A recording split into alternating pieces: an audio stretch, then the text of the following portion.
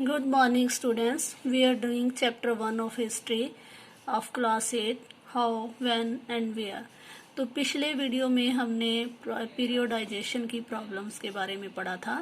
तो आज हम देखेंगे सिग्निफिकेंस ऑफ पीरियोडाइजेशन, क्या इसका महत्व है। तो it is to capture characteristics of a time and its central features. जब हम हिस्ट्री को अलग अलग पीरियड्स में डिवाइड करते हैं तो उस समय के अंदर कौन सी खास चीज़ें रही होंगी, क्या विशेषताएं हैं, उन सब को हम पकड़ते हैं।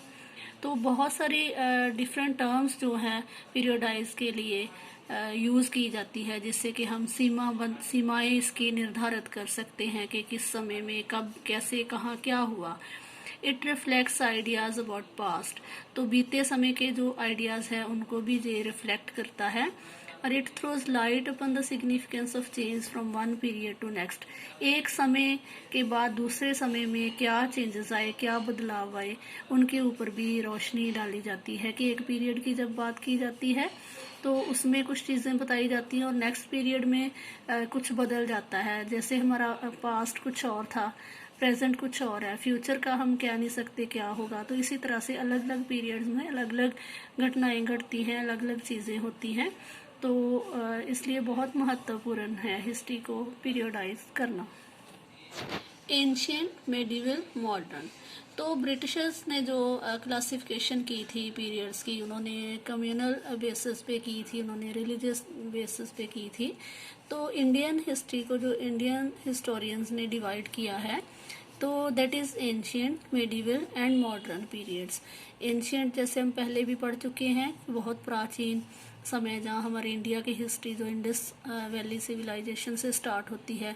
फिर मेडिवल पीरियड आया जिसमें मुसलमानों का शासन था, कभी लोधी वंश का, कभी गुलाम वंश का, कभी उसमें मुगल वंश का शासन रहा है। तो फिर मॉडर्न पीरियड्स आता है जिसे हम अंग्रेज़ों का इतिहास कहते हैं। तो इसके साथ भी कुछ एक प्रॉब्लम्स थी।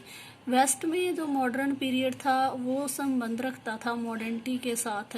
जो नई ग्रोइंग फोर्सेस थी, वहाँ पे इंडस्ट्रियल रेवोल्यूशन आ चुका था, वहाँ पे डेमोक्रेटिक फॉर्म ऑफ गवर्नमेंट थी पहले से ही। तो पीरियड ऑफ वेस्टर्न मॉडर्निटी जो था वो इंडियन पीपल से अलग था, क्योंकि अगर वो मॉडर्निटी जिसकी अंग्रेज़ बात करते हैं तो वो वेस्ट में दिखाई देती थी और वही चीज़ें इंडिया में आके वो लोग नहीं कर रहे थे। अगर डेमोक्रेसी वो अपने कंट्री में इम्प्लीमेंट कर रहे थे तो वो चीज़ इंडिया में नहीं हो रही थी। तो India was under the rule of British without modernity. तो इंडिया को हम ये नहीं कह सकते कि अंग्रेज़ों का समय है तो वो मॉडर्न पीरियड रहा है। मॉडर्न पीरियड तब आया जब अंग्रेज़ों से हमें आज़ादी मिली, क्योंकि फिर ही हमने डेमोक्रेसी लाई हम अपने कंट्री में। इससे पहले तो ऐसी कोई चीज़ व्यवस्था नहीं थी, हम अंग्रेज़ों के अंडर ही थे। जैसा ही वो हमें चला रहे थे वैसे ही हम चल रहे थे। उनका शासन इंडियंस के लिए अलग था, उनकी अपनी गवर्नमेंट अपने कंट्री में इंग्लैंड में कुछ अलग तरह से फैसले ले रही थी और इंडिया में अलग तरह से इंडियंस को दबाया जा रहा था।